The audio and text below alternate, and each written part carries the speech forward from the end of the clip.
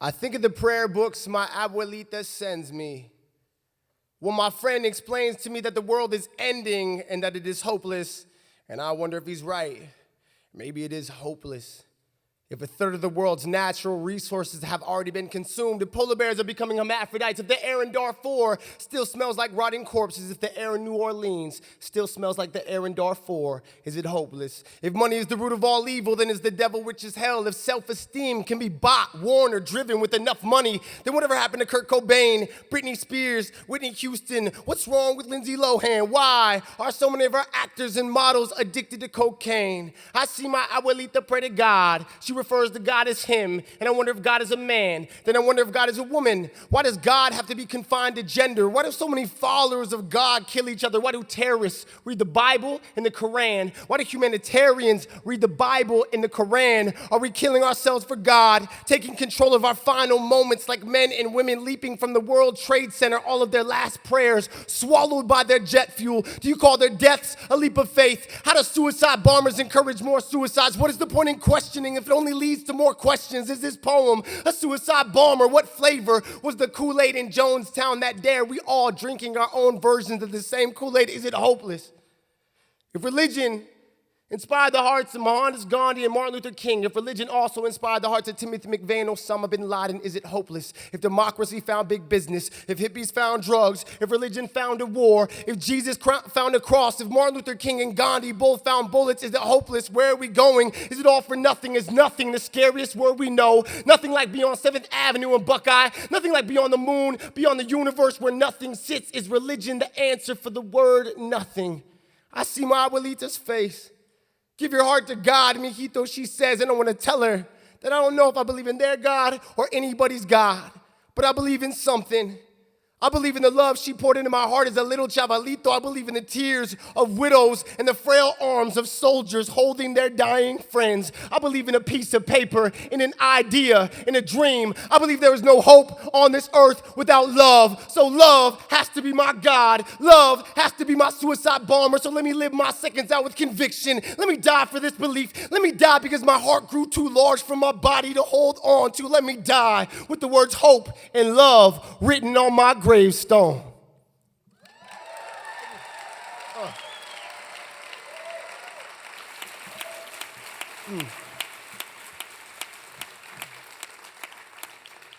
Oh man, it's dark up in here. It is. Hello, my name is Myrlin. I'm happy to be here doing poems. And I just got back today. Well, the last 2 weeks I've been working with kids who are in group homes or in foster care who have been in CPS for a period of time at a camp. So that was really exciting, and so is this. So this next piece I'm going to do is a poem I had to write in college because I got booked to do this gig at a sorority conference called A Businesswoman is a Finer Woman. And I was like, I don't have anything for that, but... So I wrote it, and I was lucky because I was raised by incredible women and educated as a young man by incredible female professors, and this poem ended up being like what I was already learning about, so it worked out, so I hope you like it. Oh, and I was a preschool teacher for many years before I was a poet, educator, person. So there's a preschool teacher. I'm telling you because there's a preschool kid in the poem. I don't want you to get confused. Not because I'm like, yeah, I'm a good guy. No.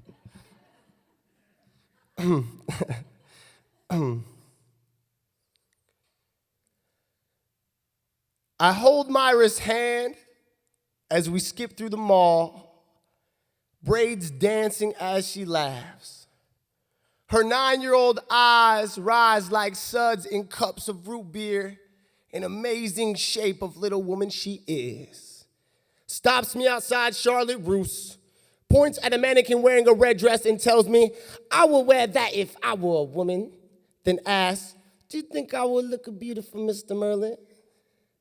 We stare at the dress, and I do not tell her the conversations men will have about this dress.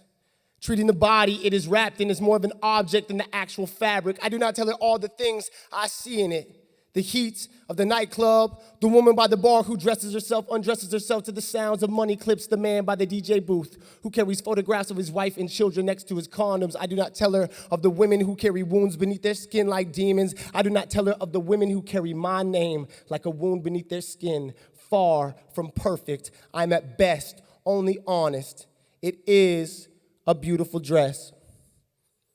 But I do not pretend to know how it fits, how it feels, to have pink socks adorned on my feet as an infant, to be told of a prince on a horse, and that every fairy tale dream of happiness will be answered by some man, that the world will only love me for what I may offer on the outside, to wipe off the tears, to rub down the bruises, to smile again, to be brave enough to stare in the mirror each morning, the words choking from my lips as I say, I am more than just this, and truly believe it. Nah, I do not know what it is to wear a dress. But I do know what it looks like to walk in one, with hips that wave like shorelines, with a stride that demands respect from employers whose eyes struggle to rise above neckline struts, with skin that glows earth tones, deep enough to expose Walt Disney's Snow White for the Nazi propaganda. It is a walk that breaks like waterfalls, carries naps and tangles, too beautiful to be conquered by brush or wedding ring, holds up child, holds down job, education, household, in a single pivot, carries feet that do not wish for glass slippers, do not hope for rescue, teaches daughters that they're intelligent and beautiful regardless of whatever Hannah Montana image tells them otherwise, teaches sons that real men do not fear a woman's voice, body, or mind, but in fact do the dishes and listen and express true love. It is a walk that is fed revolution by stovetop, saucepan, bandage, wound, carry letters and ammunition through battlefields, rape and mutilation. It does not forget the pain, but instead refuses to submit. It is the emblem of everything we must hope for, and we must learn the power of its love. I tell Myra, terrified at how soon she approaches these battlefields of womanhood, simply, yes, Myra, you will look beautiful in this dress, and you will walk as your mother does.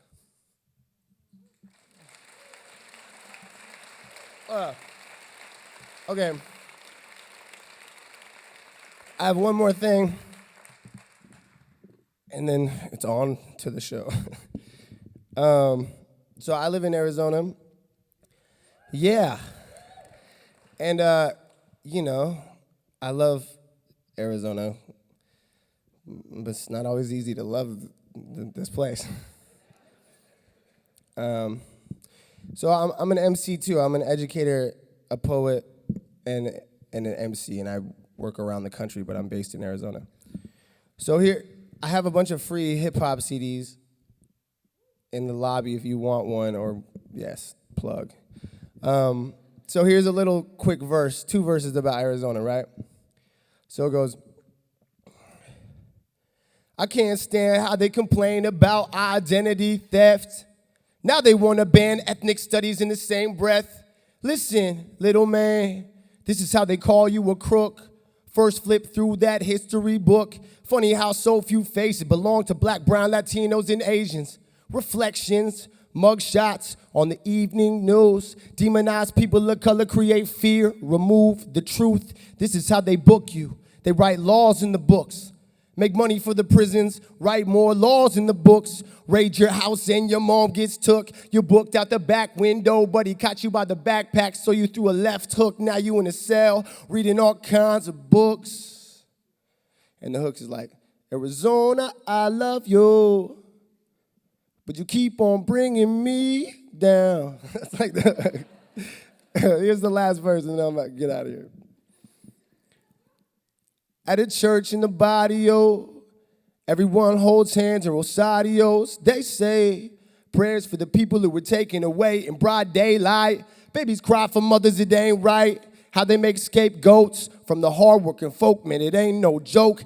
I know a ton of kids who were born across the line, been living in the state since the age of 5. America sits cold in the eyes, study time, watch how they grow and they shine through high school. Their parents pay rent, cleaning hotel rooms. Kids named Erica, Dulce, Sylvia, Lupe, trying to go to college, but they're turned away because they can't pay. And the lawman says no financial aid. Arizona, I love you, but you keep on bringing me down. Have a good time, man. Thank you so much.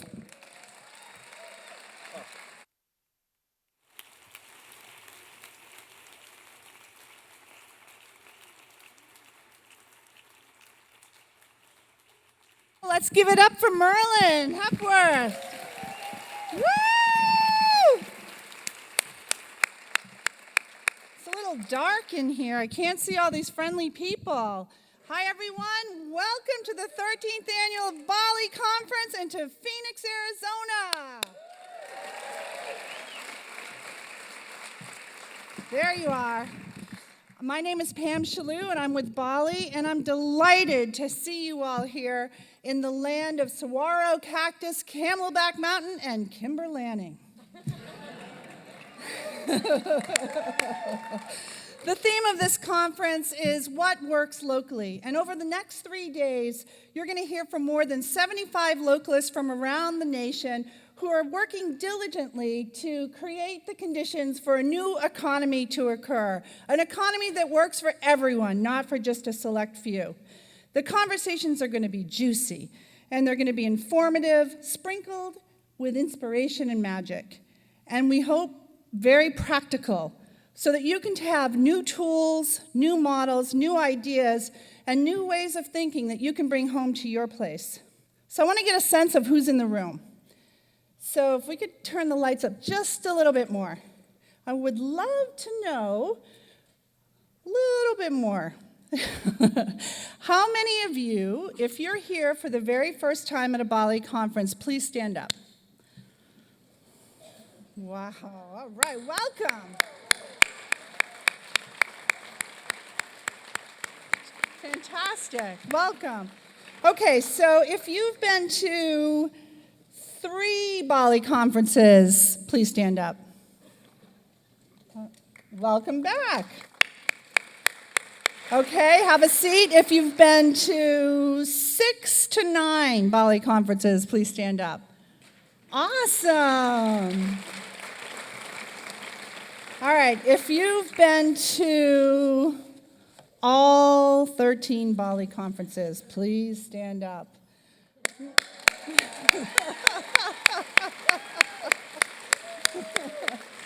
These are die-hard localists, localists for life.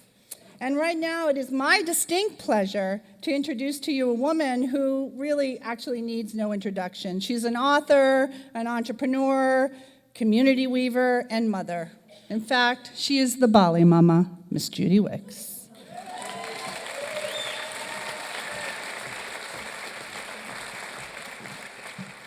Thank you, Pam. Well, it's great to see all those localist shining faces out there who have come so far to be here from the 4 corners of our North American continent. So who's all here from the Northwest, from British Columbia, Alberta, Seattle, and so on? Say yay! And how about from the Northeast, from Quebec, Vermont, New Hampshire, New England? Yay! And from the Southeast, Florida, South Carolina, Alabama, yeah. And from the Southwest, California and Arizona. So welcome to all, and we have even people from Guam and Australia here with us. So, and what about the middle? The middle. I'm from the middle. So our BALLE tradition is to recognize the first people of the land where we gather. And there are 22 recognized Native American tribes throughout the state of Arizona, including the Apaches, the Navajo, the Hopi. And I want to tell a little Hopi story that influenced me since I was a young person and I read the book of the Hopi. And the Hopis believe that the soft spot that we're born with in the top of our head is an open door through which the human child is guided by the Creator. And as we grow older, that soft spot hardens as our ego hardens. So as adults, that we need to allow that soft spot to open, to reconnect us with the greater wisdom of the universe where we came from. So whenever I'm in a tough spot, I try to let that soft spot harden. I think that's good advice. So the first people who inhabited this area that's now called Phoenix were the Hohokam people, who settled here at about 1 AD. And within 500 years, they had built this very elaborate irrigation system that allowed them to grow crops, including tobacco and corn and squash and beans and tobacco as well. And this irrigation system really rivaled that was being done in China and Egypt. And I learned today when we were on our urban agriculture tour that the canal irrigation system in use today was built on the foundation of the canals that were built over 1,500 years ago by the Hohokam people. And they continue to irrigate the urban farms that we visited today. So the first people were really the first localists. Throughout history, indigenous people around the world have had such a strong sense of place, an intimate relationship with their place, with the smells and sounds and tastes of a place, and a reverence and a respect for a place. So I believe that we modern localists must learn from the indigenous wisdom and practices that we really urgently need today. We need to honor Earth as our sacred mother, to have knowledge of our places, where our water comes from, what plants and animals live here with us, to work in cooperation with each other and with nature, to share, to practice reciprocity, to take no more than we give or need, and to have gratitude, to be grateful for the abundance that Mother Earth has provided to us. So our BALLE Conference opening tradition also includes the passing of the Native American prayer bundle. The Olympics has their torch, we have our prayer bundle. And this prayer bundle symbolizes our hopes and dreams for building local living economies in our communities, our places that we love. So this tradition began in 2002 at the second BALLE Conference in Philadelphia, when the leader of our Native American original peoples, the Lenape, came to our conference, and he led us in this ritual where each of us made a small bundle with a pinch of tobacco. Tobacco is sacred in Native culture and a traditional offering that's used in prayers and giving thanks. So we each wrapped our own bundles, putting with it our own individual thoughts and prayers for building our local economy in Philadelphia. And then we gathered all these small bundles and put them in one large bundle.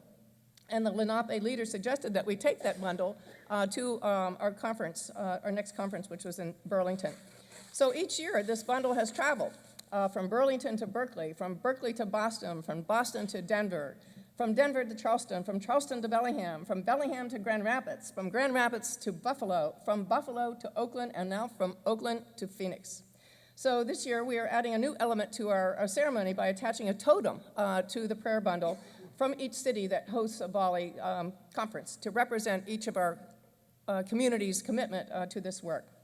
So to continue the tradition, I'd like to ask Erin Kilmer-Neal of the East Bay Sustainable Business Alliance, the host of last year's conference, to come forward with a prayer bundle, and Kimber Lanning, the host from Local First Arizona of this year's conference. So as Erin passes the bundle to Kimber, we'll have a moment of silence. And during that time, each of us might want to add our own prayers to our work. And feel our connection to each other, to Mother Earth, as we gather here in the land of the Hohokam.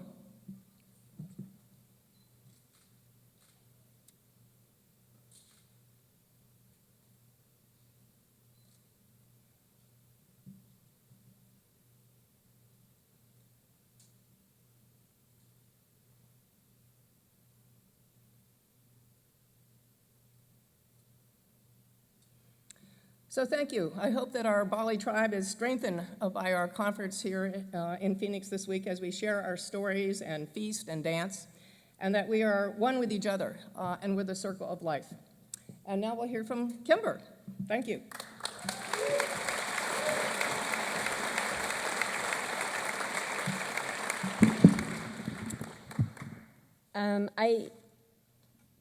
There's so many things that I want to say to you all. I could not be more happy to have you all here in my place. And I love the desert. Today you got to see a nice warm day, but hopefully you took a moment to notice the flowers and the blue sky and the little white clouds. We get that so many days every year.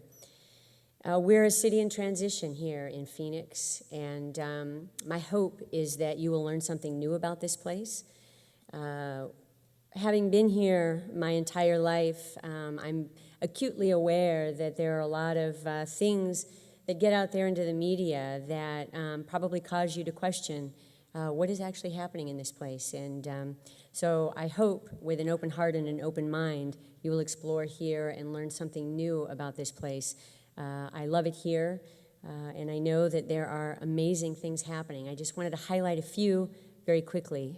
While you're here, I want you to be aware of Fuerza Local, which is our Spanish language incubator and initiative. It's a buy local campaign in Spanish, and we focus on underserved communities around the city here. I also want you to be aware that we just launched Good Food Finder AZ. It's the first statewide comprehensive food directory where people from all backgrounds can access healthy foods and figure out how to get there, even using public transportation, other sorts of resources, how to use WIC and SNAP benefits to get healthy food. And finally, you may not know that we merged, Local First Arizona merged with the Arizona Rural Development Council in 2013. So we are now the Rural Development Council for the state, active around, all around the state. So I'd like to ask any of my staff, any of my team that's in the room, could you please stand or wave your hand? Thank you.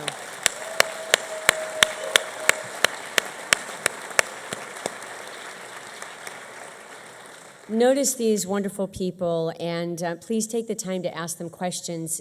They love this place as much as I do, and they're dying to share it with you as well. We also have offices, just so you are aware, in Phoenix, in Tucson, in Flagstaff, in Cottonwood, and we have people here from all around the state today. Let's hear it from Southern Arizona. Let's hear it. All right. And let's hear it from Northern Arizona. All right, got a few in the house. Okay. So thank you, and again, welcome. Please don't hesitate to reach out to any of us if you have any questions about this wonderful place. And thank you for coming here and sharing your wisdom with us. As we transition this community, we need your help, and we're so glad that you're here to lend your love and support. Finally, I want to give a shout out. Later this evening, we have a couple of quick events and a break, and then we have an event that's called Phoenix Sparks. We have poured our heart and soul into this event, and it's going to be 10 speakers from around the state, 5 minutes each, 20 slides.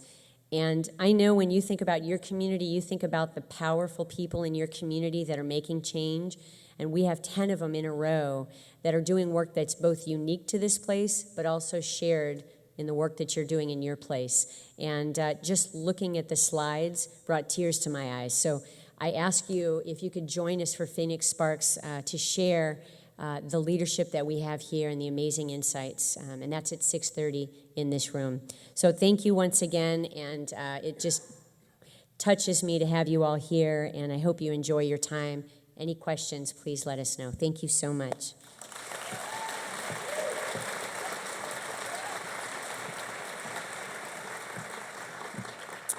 And now it's my great honor to introduce to you Mr. Urban Giff. Urban is a Pima. He's native to Arizona. Urban has spent his entire life here with the exception of his 20 years that he did in military service. His fondest memory growing up in the old style with his parents and grandparents is that they taught him that reaching manhood and growing into his person was not just about taking care of himself, but it was about taking care of his entire community. And what a great honor to have him here and to think of all the things that we could learn from him. I'd like to welcome Urban Giff to the stage.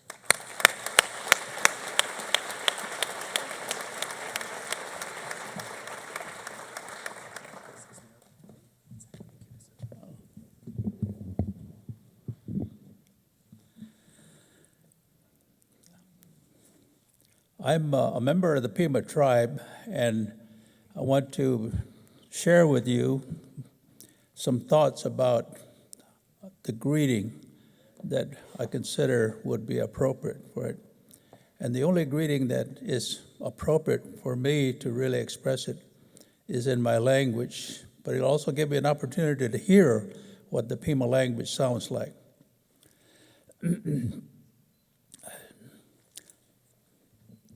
Yeah, kom dada edada, kun sapan tat kam nyoy mam de dada, mam pubi am jude him, ke was a thumni, kutam nyed, matam him, tash kabat tonlik, kamay mo, kamay hudnik, kushamay sapo chak hojo, kutamay sapai chu bush da meju, edam kum dam moy sapo upon me, kun sapan tat kam nyoy mam dis mama mas mam says apa. What I said was welcome. And that is, there is no single word in the Pima language for welcome. It's really an expression of, and what I said was, I'm so glad to see you here. I'm happy to see you here. You seem to be doing very well, in good health. And I hope that when you return home, that you will return in good spirit and in good being with everything. This is just one tribe, the Pima tribe, just south of here. And the other tribes that are located throughout Arizona, we would look at them as there are 22 different tribes throughout the whole state of Arizona. From the Colorado River boundary on the west side of Arizona to the east end, which is the state line for New Mexico. And then to the north, which is the portion that identifies the Grand Canyon and all that area that borders Utah. And then to the south, that is the other country of Mexico. Within that state area, there are 22 tribes of distinct tribal entities. They are distinct, they have their own language, their own customs, their own values that are important. And so for me to be here and to greet you to the state of Arizona in recognition of the diversity of the state of Arizona from historic times, it's a tremendous opportunity and it's a tremendous responsibility.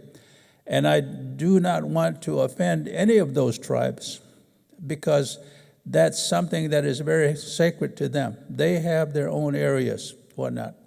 But of one of the things that may be considered common value among all the tribes is the sentiment of human beings getting together with human beings and cooperating with human beings, and so that a hand extended is extended in friendship, extended in the concept of sharing, rather than in the concept of controlling and dictating. So that is very important. That is observed among the tribes with each other, that is observed with other people that come here that are not members of tribes, going back to when the Spanish missionaries came through, and all the way to when the Mormon battalion came through to settle in California. The spirit of sharing and cooperation was practiced. My tribe, the Pima tribe, just south of here, were greeting the Mormon people as they came through and the missionaries as they came through, and shared their crops, the crops that they grew, the vegetables that they grew, the water that was flowing in the river. That was shared with them with no pay. It was not a matter of marketing those. But that was the change. That was traditional times. And the change has occurred because that's also one single thing that's probably occurring with all of the people is to deal with change, to manage change, not be a victim of change. And so now, the Gila River Indian community accepts plastic credit cards in exchange for the goods that may be available there. So that's a matter of change that has occurred. So the concept of tribal people is to share things with one another, to share, and it starts with the family, and to share those things so that they are to the benefit of the family, to the benefit of an individual. Part of that displayed itself in the concept of service in the military. Through all the years that there has been any involvement by the United States in a war, the people from the various tribes here in Arizona, as well as tribes throughout the country, served in the military. So, as well as some of the people here that came from different places. And so today, there is a strong feeling of honor for those that have served, and respect, and giving certain kind of recognition. So it is my privilege and my pleasure at this point to acknowledge those of you that have served in the U.S. military. Please identify yourself. Stand up or raise your hand, those of you that may have served in there. And I want to thank you. And to thank you for your service. As an example of what I speak about is the Navajo Nation has an organization called the Navajo Code Talkers. And those were the Navajo, members of the Navajo tribe that served in World War II, using their Navajo language to create a code that was enabling the military to be successful. Those members that returned were part of the Navajo Code Talkers Association. Unfortunately, that's dwindling now because of one. The same respect goes to the Hopi. The Hopi tribe has code talkers. They had code talkers, and they're being acknowledged. So now it's pretty much the families and the children and grandchildren of those code talkers are being given that honor because they had a code talker in their family. At Gila River Indian Community, we have annually a commemoration of the flag raising of the U.S. flag on Iwo Jima in the island of Iwo Jima that during World War II that was raised by 6 young men from the United States and on top of that hill. One of those men was from Gila River Indian Community, a Pima, name of Ira Hayes. He came from here. And he just happened to be there. He was part of the group that was assigned to raise the flag, and they raised the flag, and that was the photograph that lasts still today and continues. So for that distinction, the Gila River Indian Community has an annual commemoration of that flag raising to honor the memory of Ira Hayes, as well as to those veterans who are currently living that may have served, and those who are now serving. So the regard for veteran service is very strong and is very, very good, very good. So I would like to, at this point, just say again, thank you very much for the opportunity to come here and say welcome. Welcome to Phoenix, welcome to Arizona, welcome to our homelands. And I hope that you will have a good time and that you will return worth your effort to be here and maybe come back again. Thank you very much.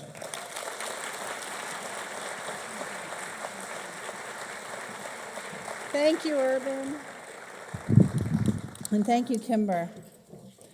We are incredibly grateful to the supporters of this conference. We have generous foundations and individuals who have helped in contributing scholarship funds, which enabled us to offer over 190 scholarships for people to attend the conference this year. And we want to thank the businesses that understand that it takes a village to make this happen and who are committed to growing the localist movement.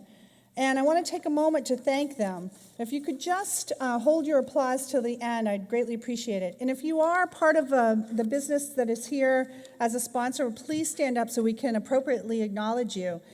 So starting off with our sponsors, we have Mama Chia, RSF Social Finance, Pickfly, ASU, Lane Terralever, Infusionsoft, Blue Cross Blue Shield of Arizona, our party hosts, Scott's Marketplace and Easy Beasy, Cohen Milstein, Solidago Foundation, Organic Valley, Etsy, WPT, Lisk, DocuPrint Solutions, Yvonne Martinez Photography, Sprouts Farmers Market, Pinchot University, Ideas Collide, Phoenix Sky Harbor International Airport, Chelsea Green Publishers, and Lure City Center. Thank you to our generous sponsors.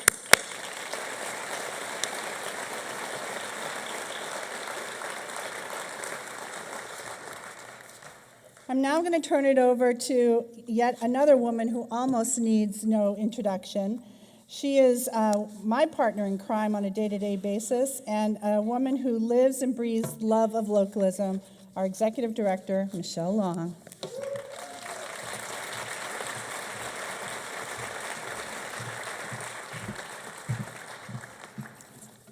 Can we put up those other slides? Thank you, sir. Thank you, Pam.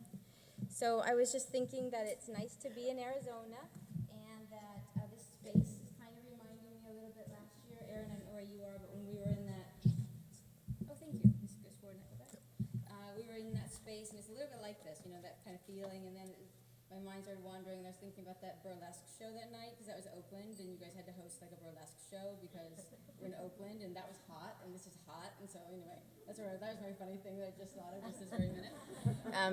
But I am very happy to see you. I can't really see you. We are a community that believes in connection, believe it or not, even though I can't really see you. And we did move, we had a podium back there, we moved this little thing right up to the front so we could try to get closer at least. But for 14 years, we've been people.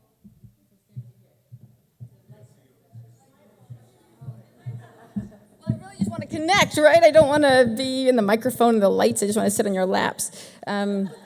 For 14 years, we've been a community that has talked about separation being our deepest wound, that it is a perilous separation when we don't know where our food comes from before it ends up on our meal, and we don't know the quality of the lives of the people who raised that food and got it to us, and we don't know where the waste goes at the end of the meal, and we don't know what harm or good our money is doing if it's in a mutual fund spinning around the world somewhere, and that absolute separateness, apartness, is behind a lot of the most all the problems that we are facing in our world right now, and that we are about reconnecting with each other, reconnecting eaters and farmers and investors and entrepreneurs directly, and businesses with the communities, with the ecosystems that they serve. In fact, you know, glance at the person to your right just for a minute. Glance over at them. You see them. You see who they are. Yeah. So now imagine, like, how could you delight them? Just think about it in your own mind, in your own heart. What could you do to delight the person to your right? Maybe you have a little joke you could tell them, or maybe there's like a caramel in your bag, or maybe your lotion smells really good. And now imagine the person to your left has been thinking that about you. They're right now in their mind is how they could delight you. There's something in their mind right now about what they could do to make you happy. Do you feel that little warmth inside of you? That is what we are to nurture. That little warmth is what we are to nurture. If I'm to say two things, if I want to say two things, they are: one, the most important thing that we can do right now is to cultivate our capacity to care for each other. As business leaders, our most important thing that we can do right now is cultivate our capacity to care for all life. And that number two, it's time to put on our courage capes. It's time to have some confidence, because we know, really, that the only things that are working in our economy are where we have reconnected and where we are showing care for each other. I just saw Matt right down there he started, one of the co-founders of Etsy. He's speaking here this week, and I was talking to him last week in preparation for this event, and if any of you are having trouble seeing, feel free to move wherever feels appropriate, too. I noticed that I can't see you. But Matt and I were talking about what is appropriate clothing to wear to a place that might be over 100 degrees, and that we didn't know if we had any outfits like that. And Matt said, I might just get a bolt of linen and wrap myself in linen. And he was asking if maybe I would like some linen to wrap in, and maybe he could bring some for everybody, and we could all be wrapped in linen. And I said, oh God, Matt, seriously, no way. Like, we can't be wandering through the streets of Phoenix talking about compassion and love like prophets of the new era wrapped in linen. Kimber would kill us. So that made me also think, though, that I should start with some hard data, some facts, not just love. So I've got some hard data here. Here is the thing. Pretty much everything that I was told growing up, and I'm middle-aged, so I'm probably somewhere in there with a bunch of you, right in the middle. What we were told about how the economy was supposed to work is not. It is not. And what we were told would not work is. So here's a couple of examples. And there is data for all of this, hard data. They're the facts as much as we can believe anything is a fact. As it turns out, we can feed the world on small farms. That's right. That solar can be more cost efficient than coal. That raising minimum wage does not kill jobs. This one was new to me. It's fascinating. It's from SBA data. So I've known for a while that most all the job growth in this country over the last 25 years has come from small businesses, but that's typically defined as under 500 employees. But apparently, net job growth in the last 25 years has come from micro businesses under 20 employees, almost all of it. Fascinating, right? That employee-owned businesses are more profitable. That minority businesses are more profitable, minority-owned businesses are more profitable, that there was a big study done across 71 countries that looked at the #1 cause of wage inequality over the last few decades, and it looked at, offshoring of production or suppression of minimum wages or technology innovations that have displaced workers, and on and on and on. And what they found, the #1 contributor to inequality in an economy has been how much what they called financialization of that economy there is. They also called that how much Wall Street activity there is in that economy. That's the #1 contributor to wage inequality for the past several decades, has been how much Wall Street activity is in that economy. And that, in fact, from the Economic Development Quarterly to the Harvard Business Review, the literature is very clear at this point that if you want to funnel wealth into the fewest hands possible, you should go very large transnational corporations.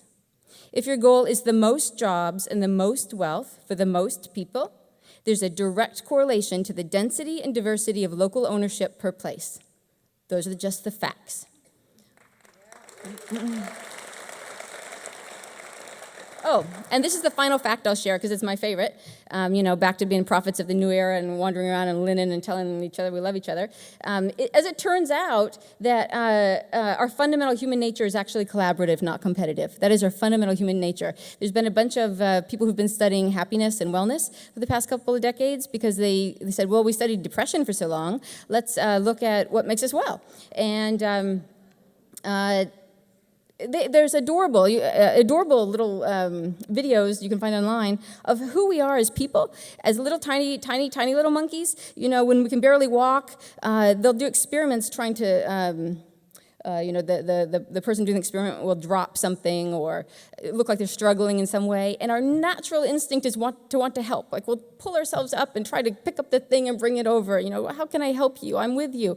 And that we are, and that's not true for all species. Chimpanzees are our closest relative, apparently, and they don't do that.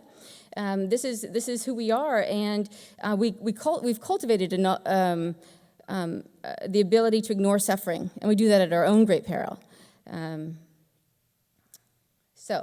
Yet, all these things I just said, all these facts, these are not the dominant messages we hear. It's not how we direct our investments. It's not what we do and what we support with policy. It is not what we teach in business school. It's not even what we tell our children about what's possible. So we gather, with things to do, work ahead. So 4 years ago, it became quite clear to us at BALLE that over the last 14 years, though many in this room have been amongst the leading experimenters in the nation, that our role needed to shift. So if there's three, to be broad, if there'd be three buckets of people, one would be kind of a bucket of people that would say, I am just going to keep doing the same things and fingers crossed, hope for different results. And then there are other people who yell at them, you should do something different. And then there are other people, pretty much people like this in this room, who just have gone over here to try to figure out something else. We don't know what we're doing, we're just going to try to figure out something else. And the kinds of values we shared as we innovated were around that place matters, that we can see the connections between things in place, that ownership matters, that we should, whoever creates something of value should benefit from that.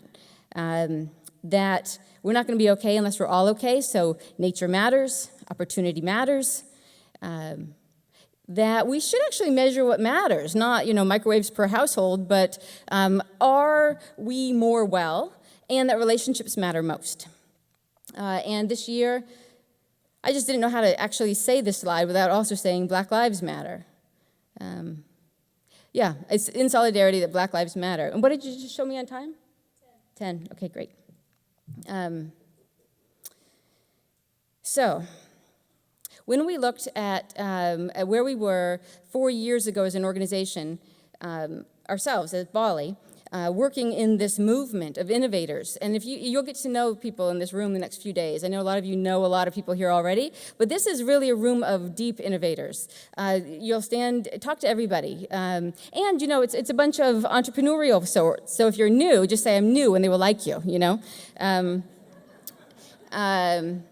But you'll stand next to somebody who's just starting a state bank, and somebody else who is running a food hub for a whole region, and somebody else is, it's a very innovative room. Many of the people here coordinate networks of hundreds or thousands of businesses and of investors in particular regions, and we saw 4 years ago that there was indeed a movement underway.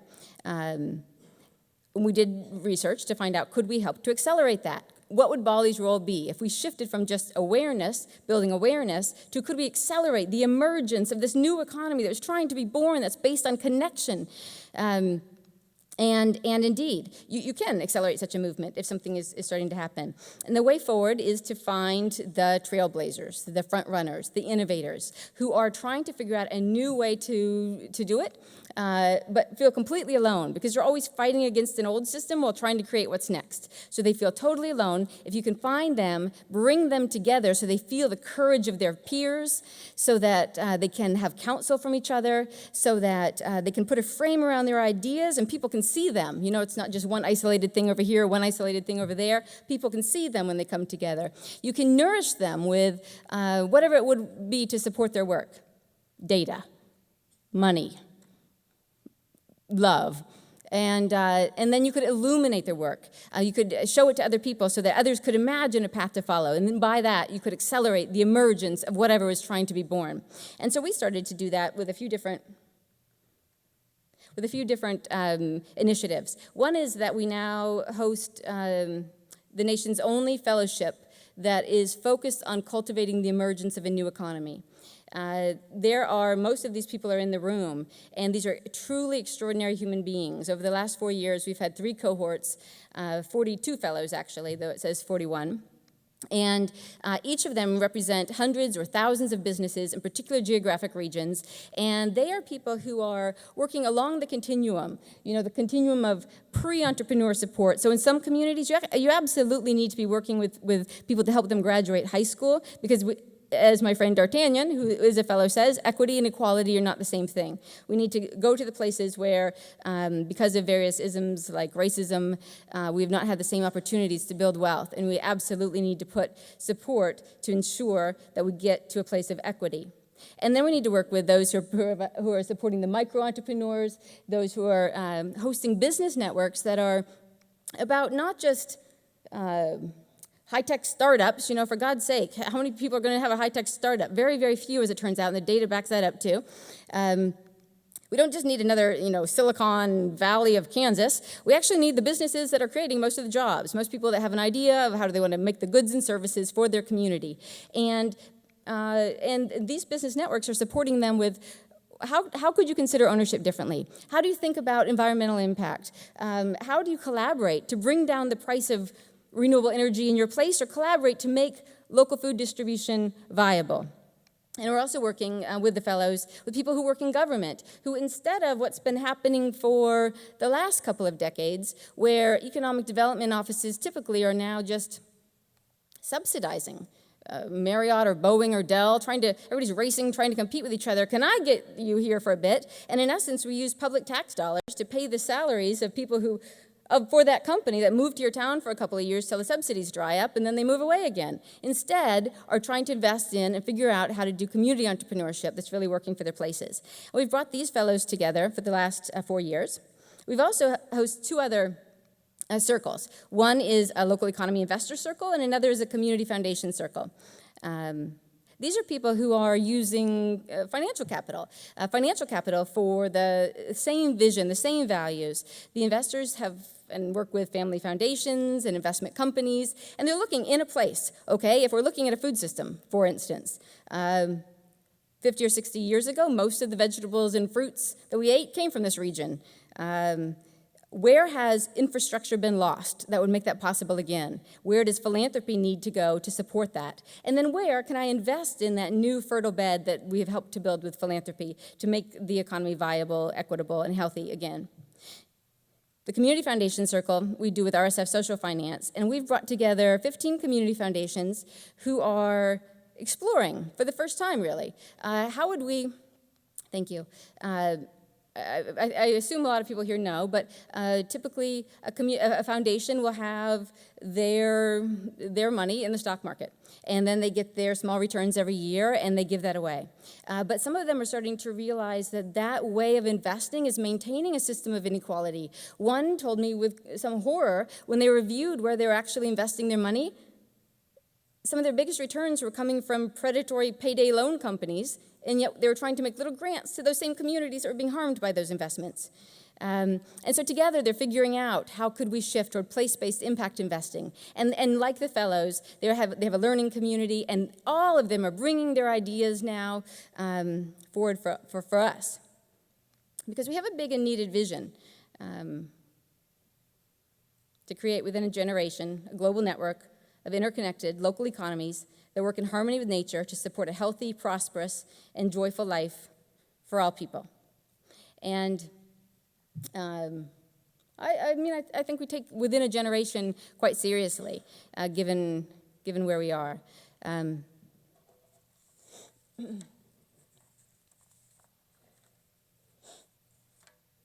In May last year, I'm not sure the month, but there was a conference in the UK that brought together 250 people. I tell you this because the concept of inequality is in the national and global dialogue like it's never been before in my lifetime. So last year, 250 people in the UK came together in London it was a unique conference because they represented 30% of the world's financial stock, just the people in the room. 250 people represented 30% of the world's financial stock. And the title of the conference was Inclusive Capitalism. So they wanted to be more inclusive. And I actually was quite excited about that because, okay, they really want to be more inclusive. But I went to their website and downloaded the report, which McKinsey had done for them for I don't know how much money. And there were 3 big ideas. One was big businesses should buy more from small. Great, there's lots of programs that support such a thing. We should do more jobs training. Maybe teach some more business ethics. That's all they came up with. And so this community we actually know what to do. So these are the things that we are focusing on at this conference, all 8 of these strategies. Telling the story differently, cultivating ownership in our own communities, determinedly investing for opportunity, building the local economy ecosystems that allow strength and resilience of many people, rebuilding our soil, divesting from Wall Street and investing in our communities, leveling our policies at the local level, leveling the playing field for local businesses, people, and nature. And then this final one, my last comment would be about this one, using magic, soul, and inspiration to convene entrepreneurs and to catalyze the courage of their hearts. Because really nothing's going to be different unless we want different things. It's really not. And if you think about it, apparently in my daughter, by the time she has a daughter, this is such a short amount of time. Let's just put it all out there. We all could die very soon, really. I mean, we all are dying soon. It's a short little life, but let's just go for it. Boldness. My daughter, by the time she has a child, apparently we're going to need 70% more food being created on this planet, and by the time she has a daughter, half the world won't have access to clean water if we continue as we are. I mean, what does that even look like? We know one path. All right, so consider alternatives. We reconnect, or we carry on with individualistic, competitive, me versus you, business versus business, nation versus nation, dominant over those who are oppressed, big versus small. The CEO of Nestle said, water isn't a human right while trying to buy up water springs. And that is one path, and that path for sure is war. Or we decide that's not who we actually are, and in fact, it is not who we actually are. That's what the science has shown from the Greater Good Science Center and other places these last 20 years, that actually who we are, what we all share in common, all human beings, whether regardless of ethnicity, geography, political affiliation, age, we all share in common four things, the four things that make us deeply well, and they are, we feel well when we feel deeply connected to our own inner voice and our purpose. We feel well when we feel deeply connected to other human beings. We feel well when we feel awe and reverence for the larger natural world that we are a part of. And we feel well when we've been generous. Being generous makes us feel good. All people feel good when we've been generous. And so those, connecting to self and each other in the natural world, that is local by its very nature. Real prosperity, true well-being is local by its very nature. And the beautiful thing is, it can be cultivated. We were taught this. Our true nature is connection with each other. And the final thing I'll say is a man named Adam, I can't remember his last name, he wrote a book called Givers and Takers from Wharton, out of Wharton he is. And it basically shows that people break down into three categories. You either always give or you always take in a scenario. Or most people respond to what shows up to them. If you give, I give. If you take, I take. And so that one giver can completely change the whole culture of one room. So if we think here, that thing I was thinking about you and I was going to try to delight you, I'm just going to go ahead and do it. Like at the end of the night, it's going to delight you. And we could just practice that with each other. We can cultivate that within ourselves, and that is the path forward. So that's a courage cape. Carmen Rojas, who is on our board, earlier this year, she was talking to me about, time to be bold, And I said, she said, let them eat courage cake, and I got all excited about that too. Yes, they should all eat courage cake. I'm going to eat some courage cake. And after a while, she said, Michelle, I said cape, not cake. So all I would say is I would ask you to join with me. We can cultivate our capacity to care for each other, practice opening our hearts, and feel confident. The data is with us. Put on our courage cape, because lots of other people are afraid and they don't know. But we know what to do. We know what to do. And it's our time. Let's put on our courage capes and fly.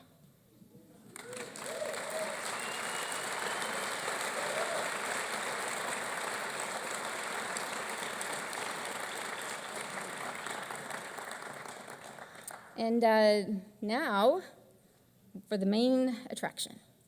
Now we welcome up the main event, starting with Nikki Silvestri, who's somewhere. We're going to have a conversation on soil. Soil is life. And Nikki Silvestri, I asked her, how would you like me to introduce you? And she said, say what you like about me. So I like your curiosity. I like your...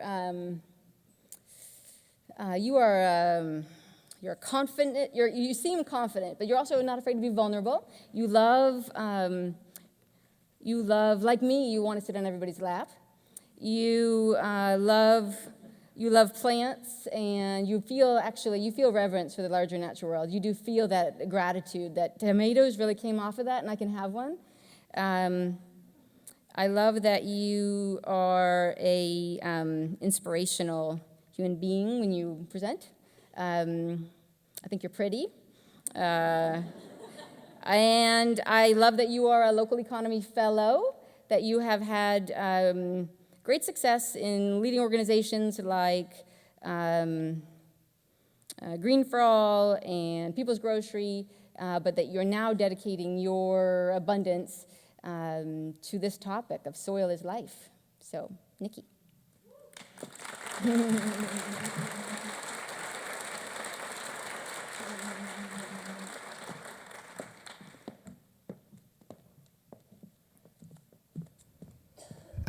Hi. I'm going to invite Sallie and Mark to come join me, who I will be introducing momentarily. And so I'm not leaning down awkwardly. I'm going to take this out of here. All right, so we have been sitting down and listening for a while. And anyone who knows me knows that I am kinesthetic. So everybody please stand up. We're going to raise both of our arms over our head. We're going to wiggle our fingers. We're going to lean over this way, get a nice little stretch in there. Lean over that way. Keep wiggling those fingers. You're going to bend over, touch those toes if you can. If you can, no pressure. Straighten your back while still leaning over. Get a nice stretch in the back of your legs and then continue to lean over. Slowly roll up. Slowly as you can. Roll your shoulders back a few times. Now roll your neck. And now take your right hand and place it on a part of your body that needs some care. If you've been having lung issues, if your stomach's not too settled, if you have a bad hip, just where on your body do you need a little bit of extra love? With your hand in that part of your body, let me check in. I'm gonna do my lungs. Everybody take a deep breath in. Let it out. Take in another deep breath. Let it out. Take in one more deep breath. Hold it and send all that love and breath and life into that part of your body. And breathe out. Thank you.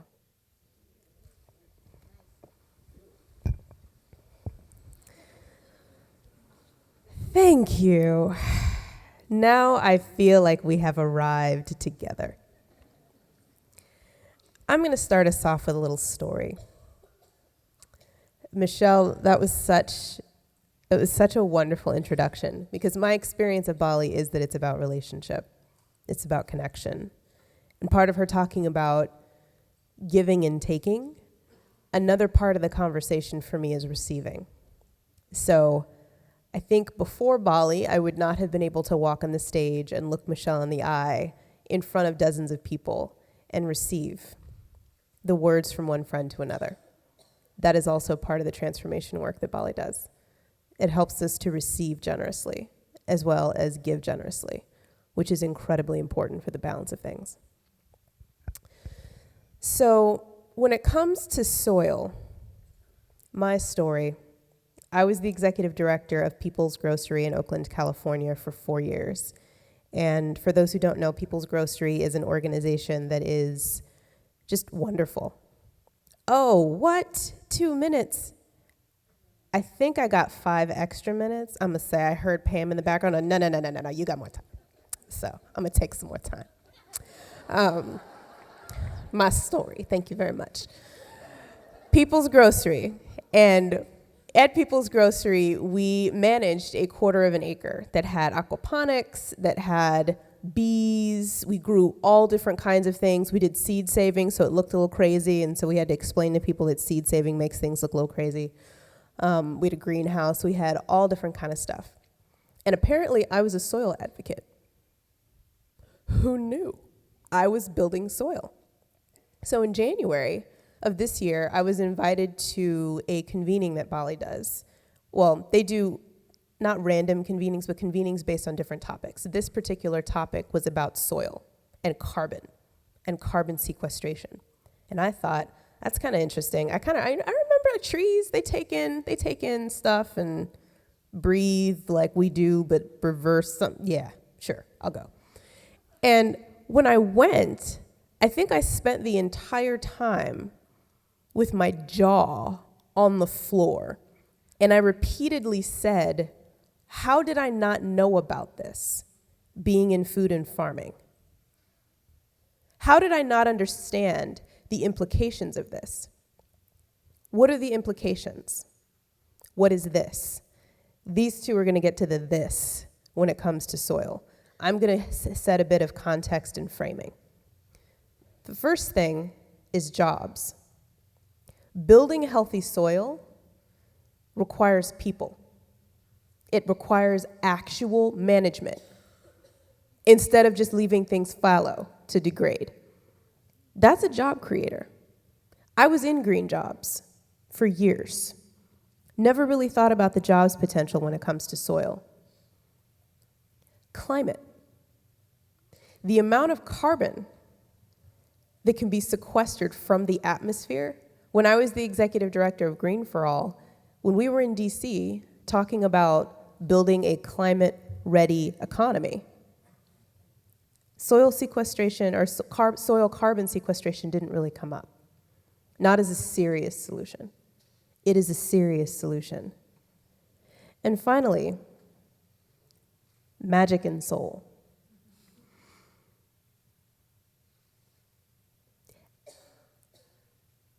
I have felt in the last 18 months as an African American woman like my heart was being repeatedly broken.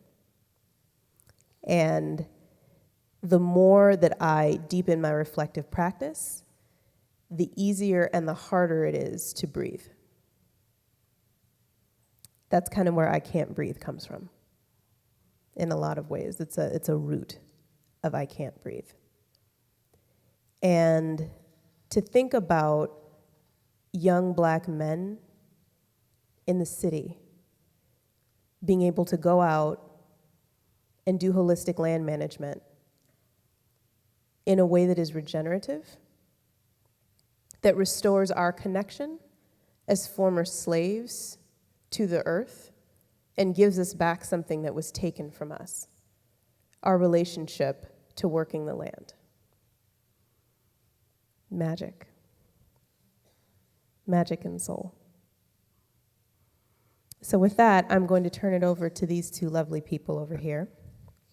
The first person is Sallie Calhoun, who is kind of magic and soul herself. She was an engineer, manager, COO, and CFO in the high-tech world for 25 years. I did not know that, Sallie Calhoun, but that's pretty badass, right?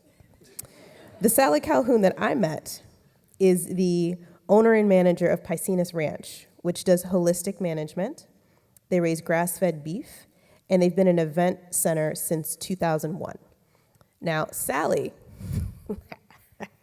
my fun thing about Sallie, I didn't tell her that I was going to say this, but my fun thing about Sallie is that when I first got into soil, I was like the Tasmanian devil, kind of just going around and having different conversations with people. Dude, do you know about this? Dude, soil. Dude, soil.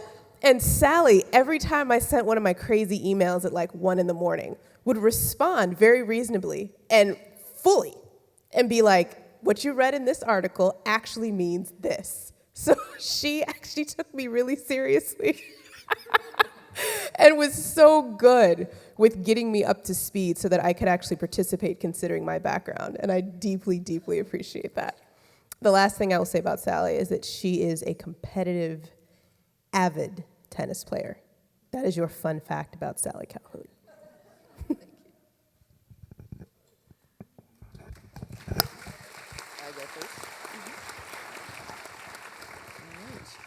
Can anybody hear me? Is this thing on? Okay, very good. Oh, that's not so good though. Do you want it up a little bit? Yeah, a little higher and a little more like that. But it keeps wobbling. Oh, well, hopefully that's close enough. All right? Okay. So, and I just want to say about Nikki that I came to this event in January, and we had been there for about 4 hours. I've spent the last 2 years talking about soil, soil science, soil carbon, and we had been there for about 4 hours, and we had one of these amazing BALLE circles. And Nikki gave one of the most articulate explanations of what we were trying to do that I have ever heard from anyone. And I thought, oh, this is a woman I want to work with. So I'm thrilled that I was able to help in any way with your journey. Thank you. So I'm going to follow on here and hopefully pick up the themes of collaboration and magic and love, but I'm going to talk about soil science. So, but don't get freaked out. I only have a few minutes, and hopefully I'll make it pleasant. So I'm going to try and explain what it is that's so magical about soil and what we're coming to understand today. It turns out that for a long time, people, when they thought about soil, thought about dirt. And even soil scientists thought about soil as a sort of an inert thing. They talked about how much clay and how much sand and how much loam and what minerals are in this soil. And that's all interesting and important for soil. But what we're really starting to learn now is the key to soil is life. It's the soil biology that really makes everything happen. And we have been ignoring it for a long time for lots of reasons, one being that it is very, very hard to see. We don't understand it very well even at this point. You know, we don't have the Hubble Space Telescope of soil. We don't have fantastic pictures to show you. Most of these things, when you take them out of the ground, they kind of go away. You can't even see them. Something called humus, no one can see it outside of soil, and it's like an apartment building for microbes, but we can't really study it outside of its context. So I think that's one reason that a lot of people have been unaware of what's going on. But to give you an idea of how much life there is in the soil, it's a bit like what we're learning about our own biomes. All the microbes that live in and on us, we're finding the same thing in the soil. If you take a teaspoonful of good garden soil, it can have 1 billion microorganisms in it. 1 billion with a B in a teaspoon. It means if you take a cup of good garden soil, it has more microbes than all of the humans who've ever lived on the planet. And that's in a cup. So it is actually this incredibly magical, awe-inspiring thing. And the more I learn about it, the more awed and reverential I get. So I just want to go a little bit into how does all this happen? There's all this life underneath the ground, it turns out. Where does it get its energy from? It turns out that all of the energy for the life under the ground has to come from the sun and has to be mediated by plants, just like us. Unfortunately, I can't go lie around the pool and soak up solar rays and be energized. I have to eat plants or animals that ate those plants. And all these microbes are the same way. So what happens is, you all learned about photosynthesis in high school, I hope. Cast your minds back. There's a leaf, there's a green leaf, and basically what happens is the green leaf takes in solar energy. It takes in a CO2 molecule, carbon dioxide, the thing that's so terrible we have way too much of in the atmosphere. It takes it in, basically ends up splitting that CO2 molecule apart. So you've got carbon and you've got oxygen. And the oxygen goes back up into the air, and the carbon stays in the plant and gets put together into these chains of carbon and hydrogen, which we call sugars. Okay, that's what the plant needs. That's like plant food. But then what we're starting to learn is that for some reason, the plant makes a lot more sugar than it needs, and the extra sugars go down through the roots of the plant and get kind of oozed out into the ground. And we're like, why would the plant do that? In fact, some plants exude 70% of what they make, depending on what kind of plant they are and where they are in their life cycle. And this is where local economy guys get excited. The reason they do this is because there are billions and billions of microorganisms living down there in the soil near the roots or even spread out from the roots, and this is the energy for that community, and it's all about trading. It's all about the plant saying, I'm going to give you sugar and you are going to give me nutrients and minerals and all the things that make this plant really healthy. And it's this huge economy that's going on down there, and we don't begin to understand it, but it's all powered by the sun, it's all intermediated by plants. So what this means is that the more diversity of plants we have above ground, the more solar energy we're capturing, the more root systems we have, the more life we have in the soil. And this happens in agricultural lands, it happens in grasslands, it happens in forests. I want to talk a little bit about agricultural soils for a minute, and I know Joel's going to do a lot more of this later. But the USDA's own numbers show that we have lost 3/4 of the soil life, the soil organic matter, in the top 8 to 12 inches of agricultural soils in the United States in the last 100 years. 3/4 of it is gone. So the impact of that is that we also know that the plants that we're growing as a result of this soil degradation are much less nutritious, and we've got Michelle's data on this too. Our food is becoming much less nutritious, and it's because without those soil microorganisms, the plant will grow, particularly if you dump synthetic fertilizer on it, but it will not have the same mineral content, and hence is not nearly as nutritious for us and all the other animals that are eating it. So, and we're doing an amazing job of killing soil life by the way we're managing our soils. If you think about, this is an economy with all these spatial relationships, and they're transporting, they can move a carbon atom a quarter of a mile. It can come into a leaf in an oak tree and end up in a fungus a quarter of a mile away, and through this amazing web of life that is under our feet. And if you say you bring in a tractor with tines and you till that field up, you till a field up, imagine if you came through Phoenix, with tines a mile apart and you just ripped the place up. Even those of us who didn't get clobbered by the tine, wow, all the roads would be ripped up, all the power lines would be ripped up, everything would be turned upside down. And it's really what's happening when we're tilling our soils, for example. We're dumping insecticides on them, we're dumping herbicides on them.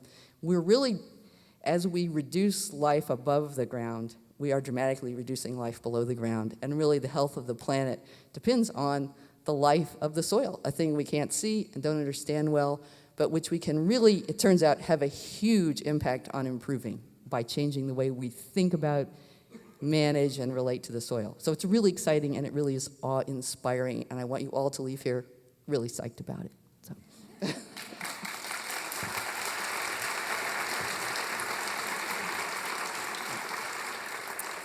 Thank you, Sallie. Thank you.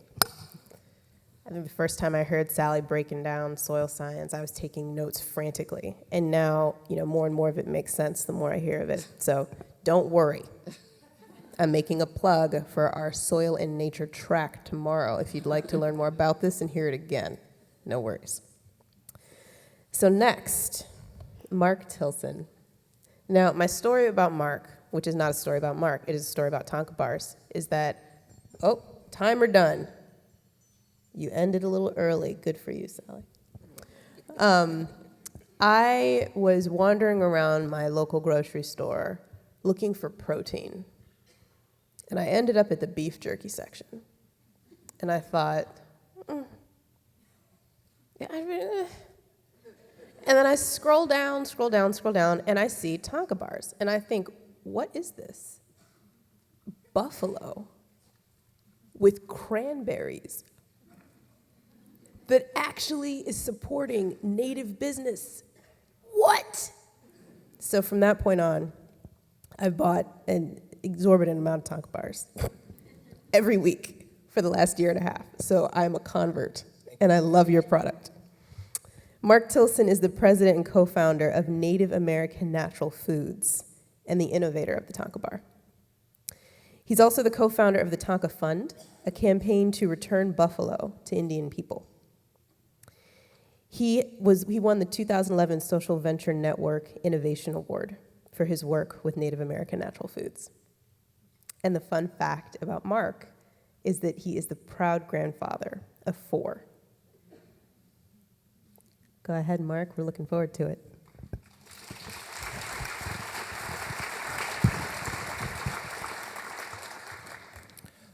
Thank you all. It is kind of disorienting with the light up here. I want to thank you all. Particularly, I want to thank the Swift Foundation and the staff of BALLE, because I wouldn't have got here without their help. And they've been big supporters. But I also want to thank each and every one of you for your local work. I am a 4th-generation social activist. And my grandmother was Maridella Sewer. And she told me, some of you might know her, she was a pretty well-known writer. But she told me that every generation always thought they were the last generation.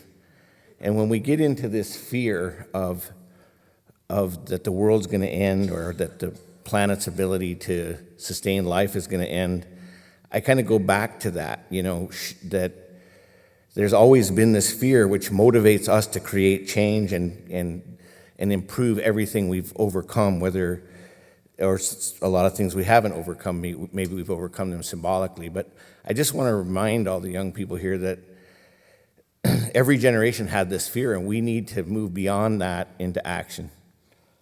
I'm a new guy to Pine Ridge. I've only lived there for 40 years, but I'm saying that because I want to be clear that I'm not a tribal member. My kids and my grandkids are tribal members, and I've worked in the community for a really long time. But I'm here representing Native American natural foods, nobody that has anything to do with the tribe. I work and live on the Pine Ridge Indian Reservation, which is the home of the Oglala Lakota people.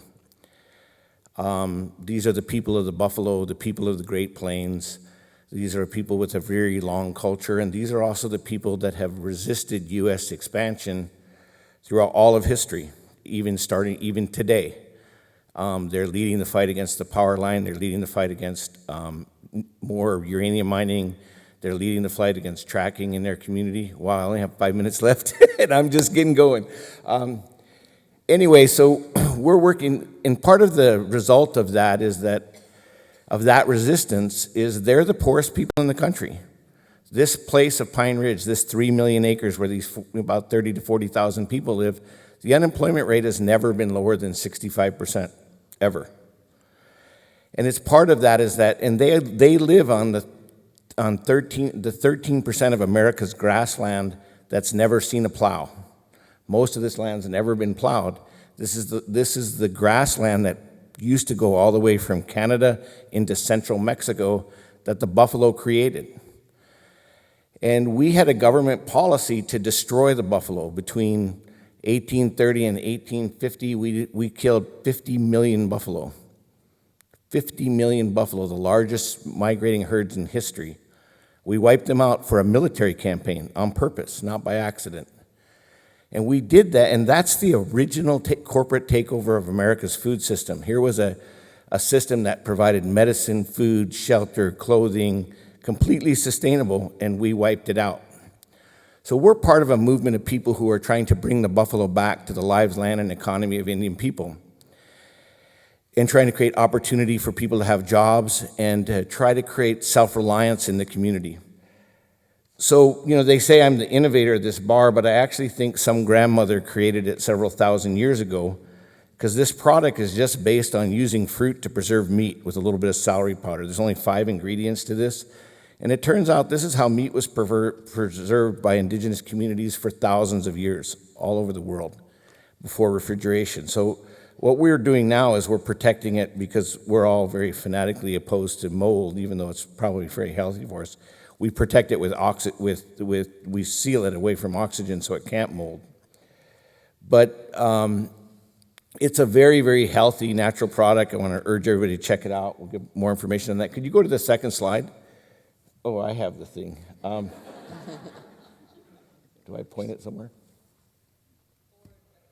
What I wanted to tell you is that this brand was created by the community. We took a year to build this shield with over 800 people participating. So imagine a company that does this. We went out to elders, medicine people, children, all across the community, and we created a brand with the goal of, could this brand create change? And what did people think about creating a brand out of a sacred animal? And so this shield, which is, you can go to tonkabar.com to see it in more detail, it is it's the creating document, but it's still the guiding document of our organization. And it's why we have this commitment to buffalo that we do have, in that whether it's the land, the water, the health of the people, the culture, or the buffalo, we're really serious about returning 1 million acres to buffalo. When you think we have this goal, that you could think of it as sort of, well, isn't that sweet? But when you think about the fact, if we don't protect these grasses, this grassland produced oxygen just like just like a rainforest did.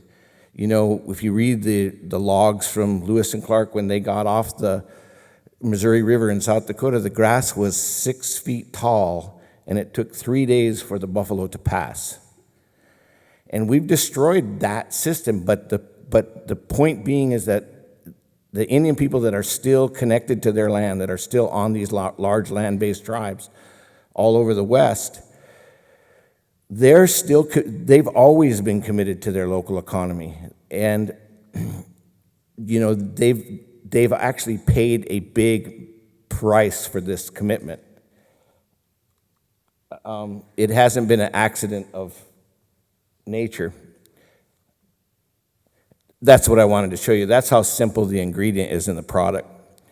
So soil and grass, it's politics and it's control. And if you have to control your soil and your grass to control your food supply. And I really got to wrap this up in 30 seconds, okay? Well, what I wanted to tell you, I'm going to kind of skip over that part and just run to the end of this, is Tonka Bar has created this new category of meat and fruit bars. You'll see a lot of copycats out there, but this is the authentic, original one. And as comrades in this movement, we'd like you to be loyal to this, because now we're attracting predatory brands from Hershey's and all kinds of other mystery meat products that are, I call them predators because they're outright attacking one of the poorest communities in the country. And so when you see the Tonka brand, that's the one that's 100% natural, it's certified Native American made, and it's about creating change. We're not a brand looking up for a mission, we're a community that created a brand to solve a problem. And the word Tonka in Lakota could be big, biggest, like when somebody prays to all of natural creation, they use the word Wonka, Tonka. And a group of young people came up with this name because it was the biggest, most grandiose idea we could come up with to change our situation of being the poorest of the poor in the United States.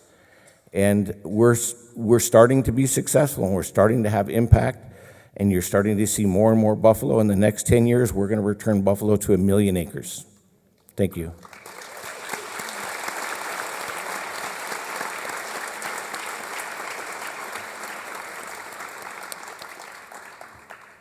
Thank you both. That was brilliant. And now we are going to have a conversation.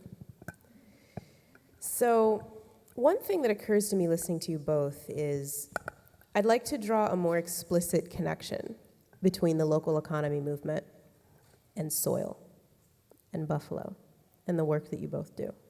So can you talk a little bit about what the common person who thinks about local economic development as local first campaigns or in a pretty traditional way, how would you connect the work that you both do to local economy, the new local economies?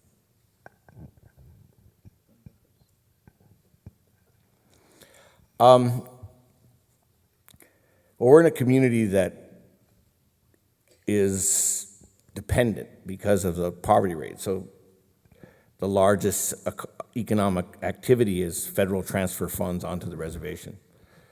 So in the last 20 years, my business partner, Carleen Hunter, was very well-known Native woman entrepreneur, helped create the first Native American CDFI in America, helped create the first tribal college in America.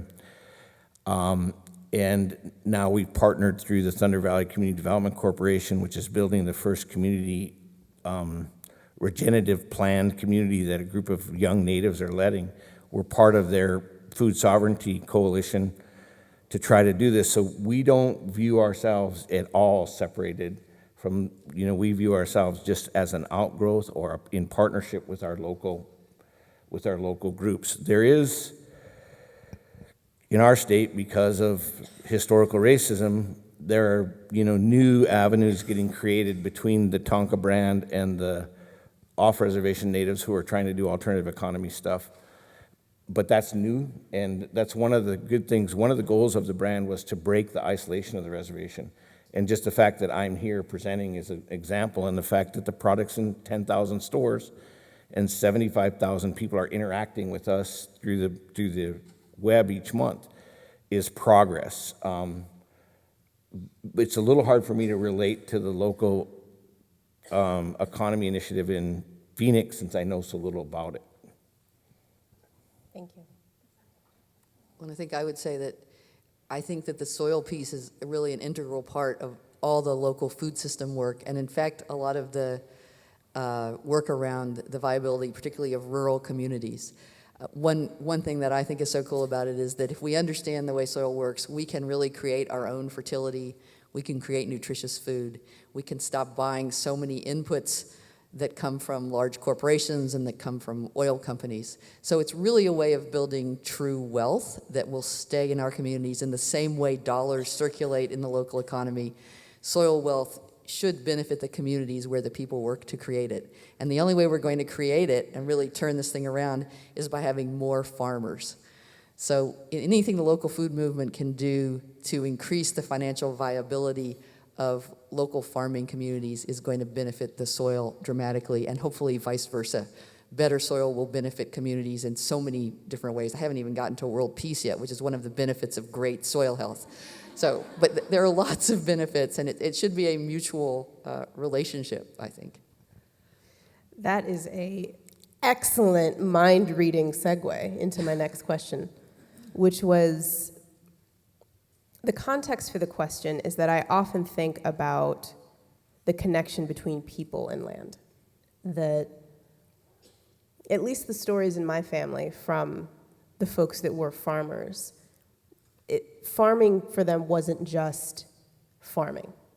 It was a way of life, being with the land. It was their teacher, it was their friend, it was their home.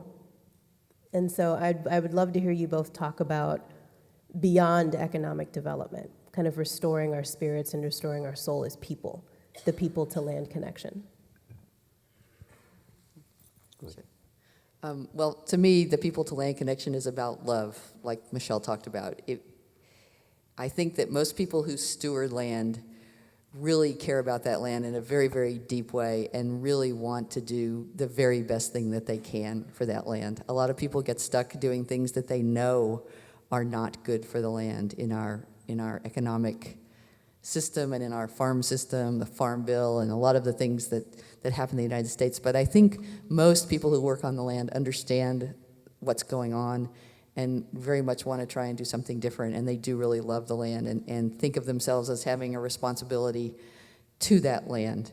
So to me, you can't really separate the people and the land, and it is a lifestyle, but it's really about life. I mean, I don't know if it's a lifestyle or it's really just the maintenance of life for all of us.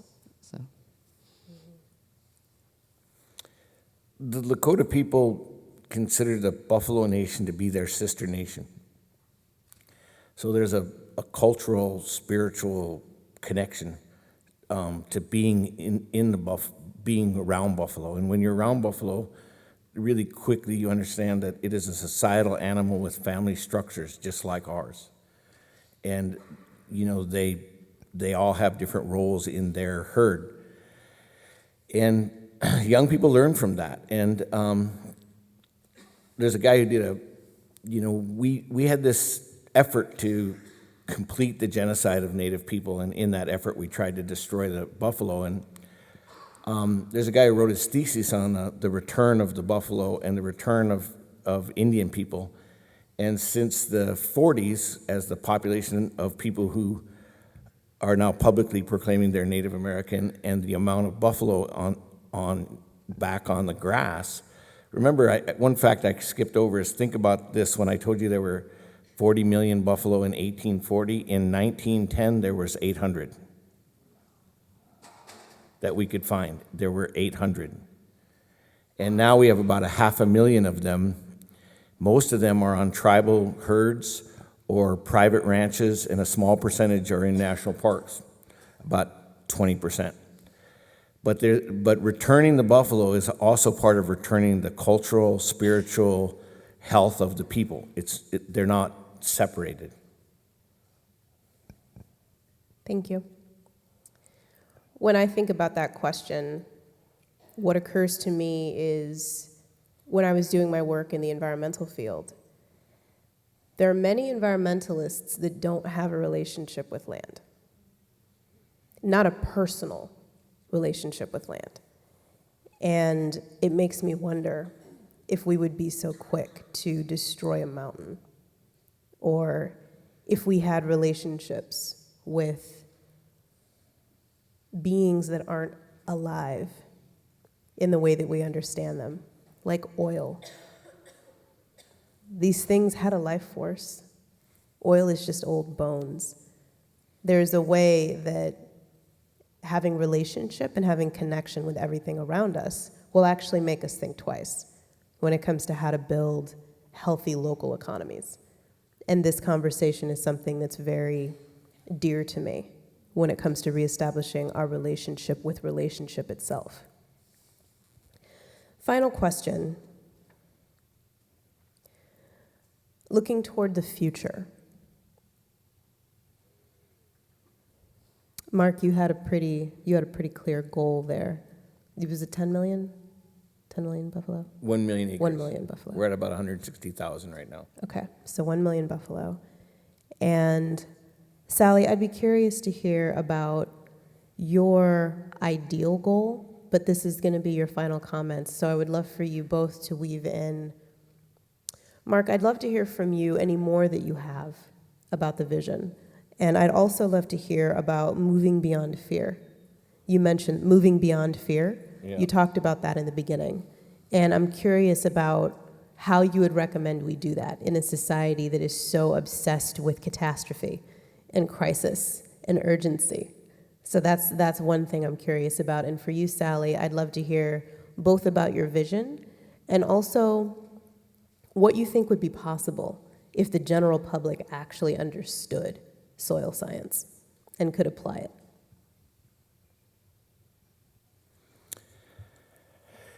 I'm kind of stuck on your comment about environmentalism, and because it's really at the core of this whole issue of land, in that the indigenous people who are now on the, why is it that they're on the forefront of these environmental issues from Canada all the way through Mexico?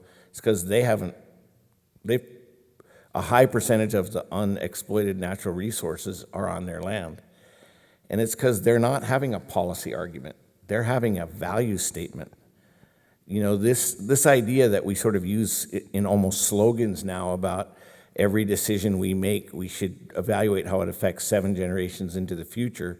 We even have a brand by it, and we have there's all sorts of, we put it on posters. But think about that for a minute. I was told by a leading national environmentalist 20 years ago that we got to get beyond, I can't remember the exact word, but we have to get more realistic. Well, is there anything more realistic than really deciding, like having a value on how does this affect the basic elements of life? Earth, the land, the soil's ability to produce water and air, those things that we all should have rights to. The indigenous communities have never compromised on that because it's a value-based situation. They're not making a policy argument. The Lakota people, the poorest people in this country, have $1 billion in the bank from a U.S. Supreme Court settlement in 1980, and they are 100% unified that they won't touch that money because they want their land. It's not about money. So imagine the poorest people in the country have $1 billion that the government's trying to give them, and they're like, we're not going to touch that because it's a value-based argument. They're not making a policy discussion here. This is about a value, and that's a big, big difference. Yeah, I think that's true. I think if everybody who lived on the planet understood, so we always think if you just understood, but if everybody understood how important the soil is, how it really is the basis of all life, we could figure out how to stop making what are a lot of very bad decisions today that are leading to a lot of our problems, like a lot of our health issues. It's a big driver of climate change, a lot of social inequality, it's a lack of biodiversity. So we're causing all of these problems, and they sort of come back to this one issue. And we know how to address that issue. It doesn't require great technological developments. It doesn't require trillions of dollars. It really requires us deciding that it's valuable enough, that it is important enough to do, and changing really what's here between our ears in terms of how we look at managing land and the importance of that. And the thing that's so cool and so hopeful about this when we talk to people, we didn't really get to it today, but we'll hear a lot more about it tomorrow, so come to our track, is the potential of the amount of carbon that is in the life of the soil to really mitigate the climate change problems that we're having today. And so it's one of these things where you get all these co-benefits, and then on top of that, you get to actually address climate change in a really serious way. And I think that within a generation, we could really dramatically increase the amount of carbon in our soils, and I believe we could really begin to draw down CO2 in the atmosphere and stop a lot of the climate change issues that we're facing. And I think that's easily done in 25 years. So, Clap. Yeah, clap for that.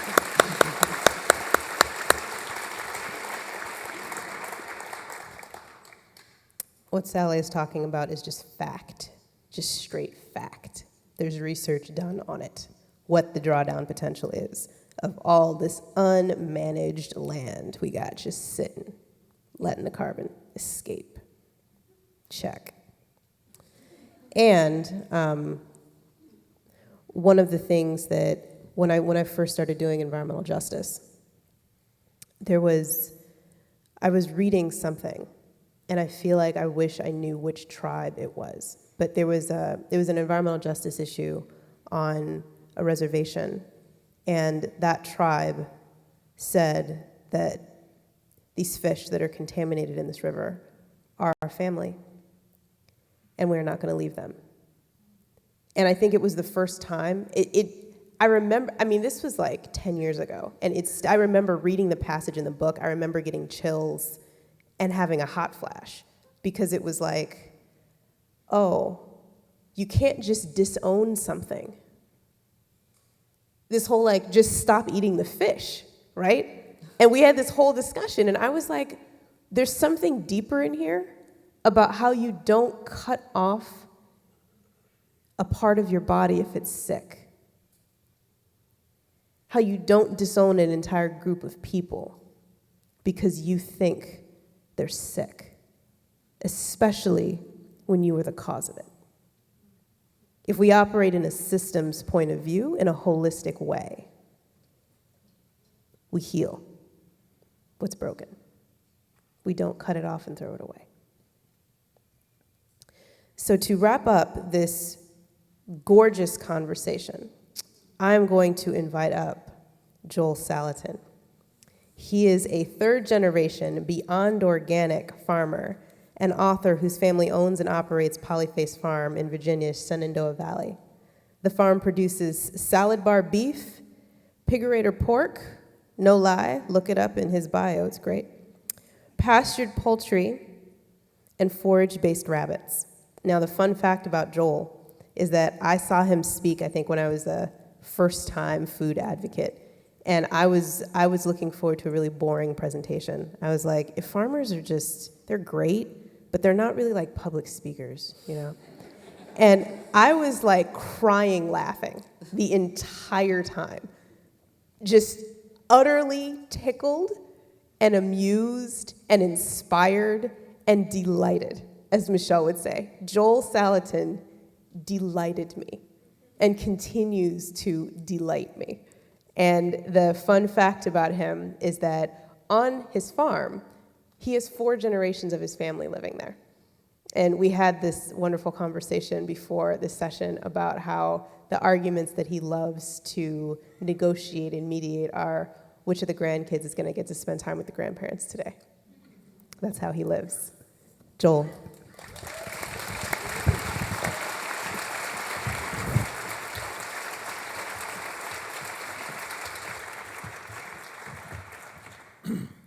Thank you, Nikki. It is a true delight to be here at the conference with you, to see such energy, to feel such warmth, to feel such outpouring. It is very special when people ask me, why do you farm, or why are you so happy all the time? I always respond, it's because I'm able to viscerally participate in my womb's abundance. And not everybody gets to walk out their back porch every day and viscerally make so many beings happy. That's cool. The cows dance, the earthworms dance, it's cool. So let me tell you my story just a moment, and what a great what a great platform here to start with, and let me honor all the BALLE staff and whoever was responsible for organizing this to actually have a business conference that starts off with the soil, because it is a world, as we've heard, that this unbelievable community of beings. So you can imagine if you could go out here and look at the soil through an electron microscope, you'd see this kind of four-legged cow-looking thing, walking along, eating, splashing saliva around, and eating cilia and parameciums and all this stuff. And then all of a sudden, in from 10 o'clock, runs in this narwhal, six-legged thing, who pierces the aqueous bloop, bloop, bloop, four like cow-looking thing, and sucks out the juices. And then while this, aqueous cow-looking four-legged critter is sitting here, desiccating, being sucked into the straw by this narwhal thing, here comes an eight-legged critter coming in from 2 o'clock, running into the electron microscope, you're looking into it. And he has scissors on his top of his head, and he whacks off the head of the bloop, bloop, bloop, the cow-looking thing, and eats it up. And all this happens in a fraction of a second in the electron microscope while you're looking at it. This is what's going on. It's out there every day. It's out there happening billions and billions of times a second. Everywhere we step, everywhere we are. And yet, who thought about this world in the shower this morning? See, that's the problem. That's the problem. Who goes into a bank for a loan with a business plan, and a banker sits back and goes, hey, this is a really good idea. In fact, it's such a good idea. I'm from the South, sorry. Such a good idea. I think I want to be your partner. But before I give you the check for $500,000 for your capitalization fund, I have one question. What will this business do to the earthworms and the mycorrhizae in our community? Does anybody ever ask that? See, one of our problems in our culture is that we do not have an accounting system that measures the externalized impacts of our decisions. In fact, we measure our gross domestic product. If you ruin the soil and pollute the water and destroy the juveniles so they all end up in jail, all the remediation efforts redound to societal asset called GDP. It's an insane accounting practice. So our family came to the Shenandoah Valley in Virginia. I'm in the Shenandoah Valley. It's 80 miles long, 20 miles wide. It's over the Blue Ridge from Charlottesville in Virginia. If you know your history, it was known as the breadbasket of the Confederacy during the Civil War, that sort of thing. But if you go back, we had this governor before the Great Revolutionary War named Governor Spotswood in about 1720. And the British had all come and they'd landed on the east and they'd moved west into Charlottesville, and they'd hit the Blue Ridge Mountains, and they didn't go beyond that. But what was happening in those early 1700s were all this riffraff, these Germans and Scots-Irish and all the riffraff kind of people, and they were coming down from Pennsylvania, New York. Yeah, we had Yankees then too, and they came down and they were settling in the Shenandoah Valley. Spotswood was afraid he was going to lose, the valley, what was beyond there. So he had 10 buddies. He called them the Knights of the Golden Horseshoe, and he sent them across the mountain. They said, go over to the valley and scope it out. Tell me what you find. They went over to the valley, and they wrote back, and their reports were that everywhere we rode in the valley, we could take the grass and tie it in a knot above the horse's saddle. It was a magnificent alpha soil silvopasture, maintained by the Native Americans, and fire and great migratory herds of buffalo, elk, prairie chickens, turkeys, pheasants, bird, herbivore, with a little bit of cultivation, the three sisters, the beans, the squash, and the corn. And that was what built these soils. In fact, all the deep soils on the planet were not built under trees. They were not built under bushes. They were built under grass with herbivorous and predatory migratory patterns, hunted by four-legged and two-legged predators. Because you see, the way the planet works is solar energy comes down and it hits plants who photosynthesize that energy into it. I love to do this on farm tours with kindergarten groups. I tell the kids, hey, do all of us agree that these sunbeams we all feel out here, that they're energy? Oh, yes, they're energy. Well, could you grab me some? Grab me a couple sunbeams and hand them to me. And of course, the kids are big time. Well, they can't do it. Then I pluck a blade of grass and I hold it up and I say, do you realize this is sunbeams? This is sunbeams. It's the most amazing thing. I mean, isn't it amazing that through photosynthetic activity, this plant can pluck mystical sunbeams out of the air and turn them into something physical, fungible, tradable, weighable, measurable. That is in itself the biomass, the carbon of the planet that then drives the carbohydrates in the soil that Sallie talked about, that drive the land healing, that drive the organic matter, that drive the carbon-centric element of the soil. That's what drives the entire thing. And so this plant grows in a sigmoid curve, an S curve. It's kind of like this, all right? A S curve. It starts slow when it grows, then it grows real fast, and then it slows down and goes into senescence. I call the first part diaper grass, the second part teenage grass, the third part nursing home grass. Now, the way nature works with the buffalo, with the herbivores, the reason there are herbivores all over the planet, from llamas and alpacas to zebras to caribou to buffalo to cows to goats to sheep, the reason that there are herbivores all over the planet is because this S-curve biomass, if left unpruned, simply falls into senescent nursing home stage and volatilizes its carbon and doesn't get restarted into this rapid metabolic sunbeam conversion into carbon sequestration. So nature, in order to restart this rapid biomass accumulation, has the herbivore come along. Right as it goes into senescence, that's when all the carbohydrates and sugars are high enough to feed these four big sauerkraut vats in this four-legged portable mowing critter.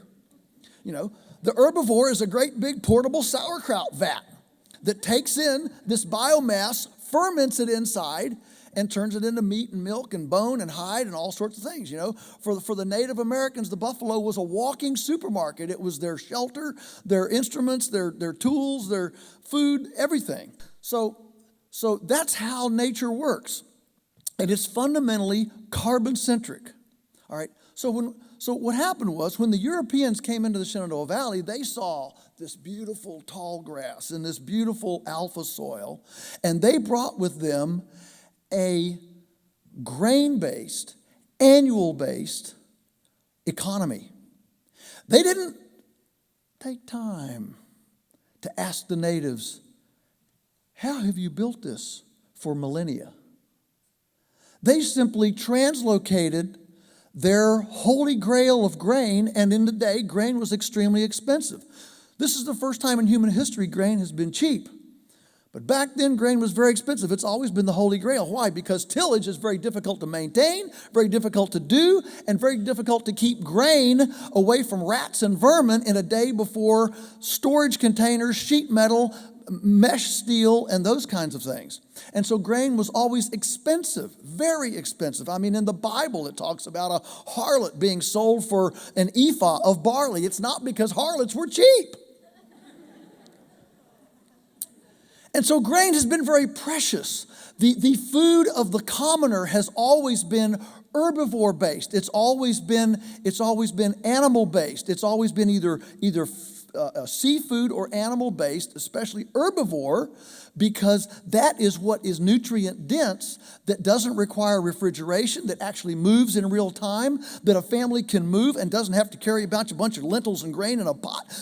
Trust me, when Daniel Boone went to visit Kentucky, he wasn't dangling watermelons and zucchinis on the back of his saddles. He was carrying Tonka. Okay? And that's why all impoverished cultures in the world have an animal-based agrarian foundation under them, because when you're relocated, you know, when you're invaded, or you have to move, or you have to flee, or whatever, you know, you can take a cow with you or a goat and milk it in real time for nutrients for your babies when you don't have refrigeration and you can't carry a bunch of lentils and beans around. So the animal component is a critical part. So we came to this farm. It was gullied, worn out, a rock pile. It was the armpit of the community. It only generated about $10,000 a year, a quarter of a salary, and couldn't produce anything, maybe 20 cow days per acre. So we looked at that piece of land and we said, how does nature work? And we looked at these templates in nature and we saw, wow, nature builds soil with perennials, not annuals. So an agricultural economy that actually works should be centered on perennials, not annuals. And yet everything about U.S. ag policy is to promote annuals, not perennials. So our entire agricultural system is funding and concessionizing and subsidizing land degradation. Second thing, there is no animal-less ecology. There is no ecosystem that functions without animals. Now we have a vegetarian vegan rise that assumes that we can abdicate this animal-centric role in ecosystems and think that everything can just run on vegetable matter. It can't. It doesn't. It never has. So all functioning ecosystems have animals. So we have to inject animals. I mean, Audubon sat under a tree. He said, I couldn't see the sun for 3 days for the flock of birds that flew over. How do these animals work? They move. Amazingly, today in our culture, we don't think animals are supposed to move. They're supposed to be locked up in a confinement factory. But in ecosystems, animals move and harvest biomass here, poop it out over here, and create democratized fertility opportunities for the biomass area that they live in. Because nature can't move fertility from gravitational downhill uphill, except a bird fly it up or an herbivore walk it up and poop it. Are you with me? There's a very visceral, significant role of animals in nature, which is to democratize soil plant opportunity. That's the first time you heard that, I'll bet. But think about it. How are you going to move the fertile valleys to the hilltops in nature? You're going to do it. And the predators, both two-legged and four-legged, the predators help the animals to instinctively want to eat down here and lounge up there so they can look out and see who's going to come and get them.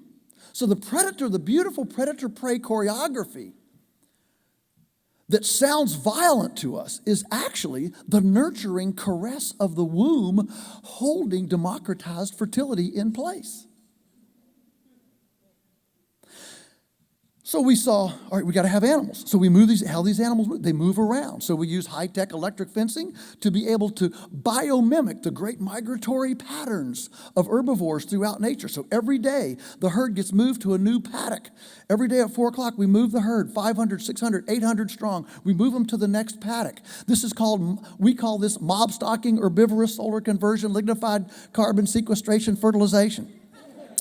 And if every farm in America that had livestock would practice this, it would build so much soil, that humus, organic matter, that in fewer than 10 years we would sequester all the carbon that's been emitted since the beginning of the industrial age.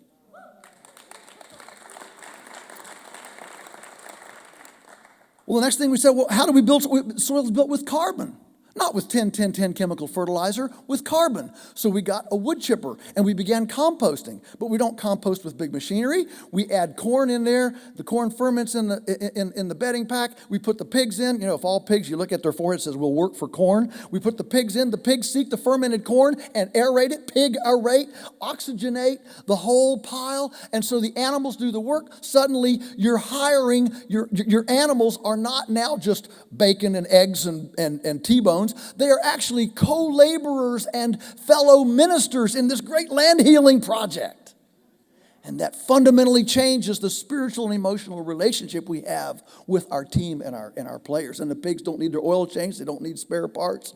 They don't need social insecurity or anything. When you get done with them, you eat them. That's just a wonderful relationship. All right. So then we're putting on this compost, and we're starting to see the grass grow, and we're seeing these bare gullies heal over, and we're seeing these bare rock piles. The soil builds up. It actually builds up like a wound on your hand, how it roils up over the wound. And we watched over the years as these big open soilless galls, rock galls, just gradually crept in 2 feet, 2 feet, 2 feet, 2 feet. And over the period of time now, since 1961, they have all healed up. They're still thin soil, but they have soil on them. And the whole farm has become a productive, verdant area, producing up to 400 cow days per acre and generating $500,000 in income on the same acreage that half a century ago only could support 10 cows and $10,000 a year. Suddenly, now, the economy of that farm drives the entire, we call ourselves the reverse economy. We are pulling money out of the urban sector and plugging it into the rural economy instead of the other way around. Most economies work on depleting the rural wealth to ingratiate the urban wealth, and we're bringing it back the other way. We're bringing labor back to the farm. So we have a team of 20 people that's involved in moving all this stuff around. So we're trading drugs and capital-intensive stationary infrastructure with labor, management, and local customers. So we don't apologize that our system takes more labor. It doesn't take more labor in the long run because there's nothing to heal from externalized oopses.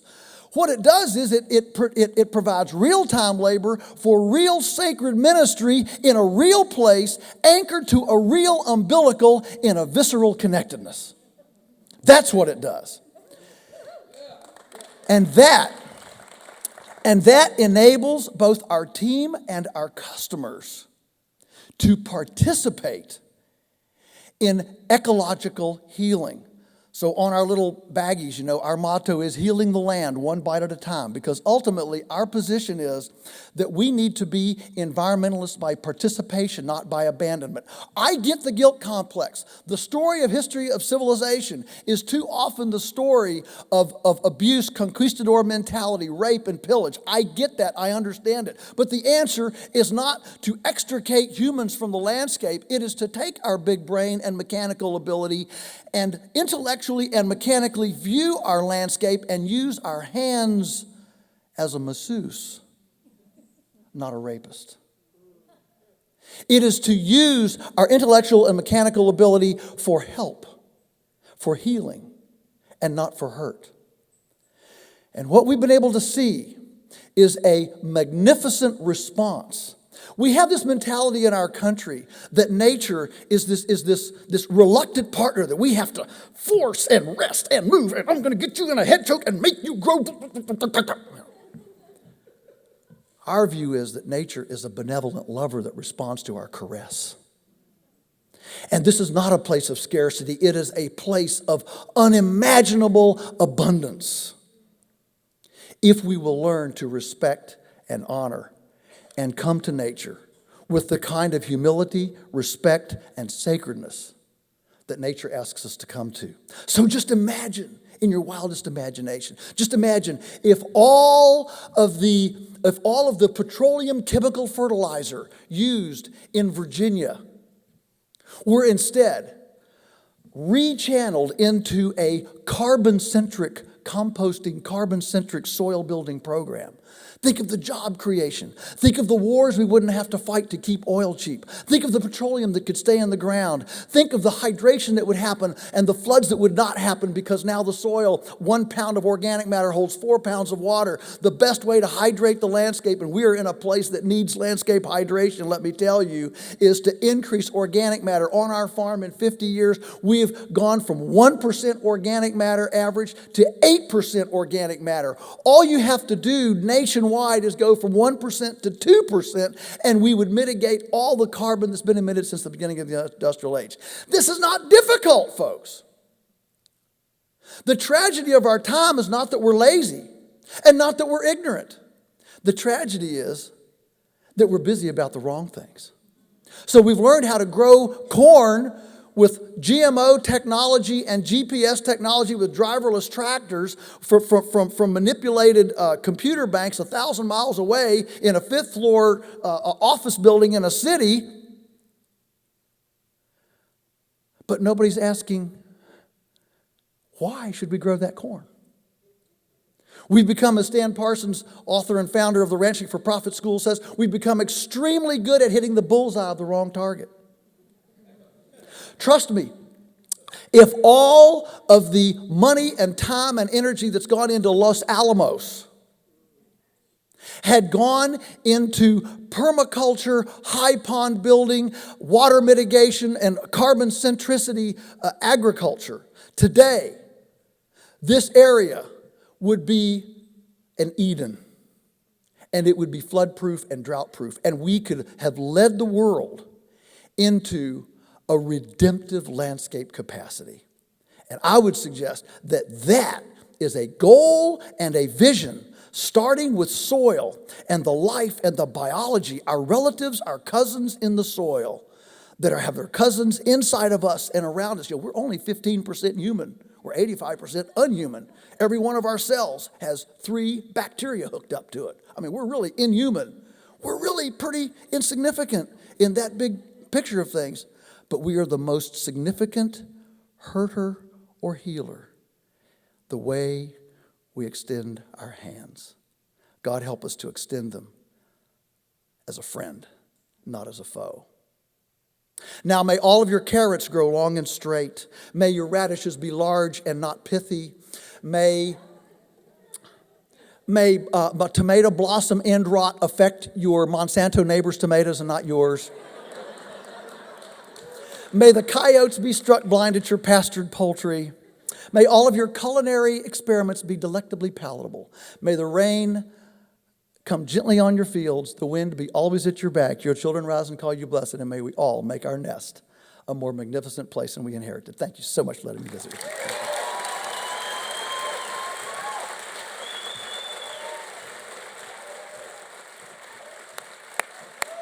Let's extend our hands to Joel. Thank you, Joel.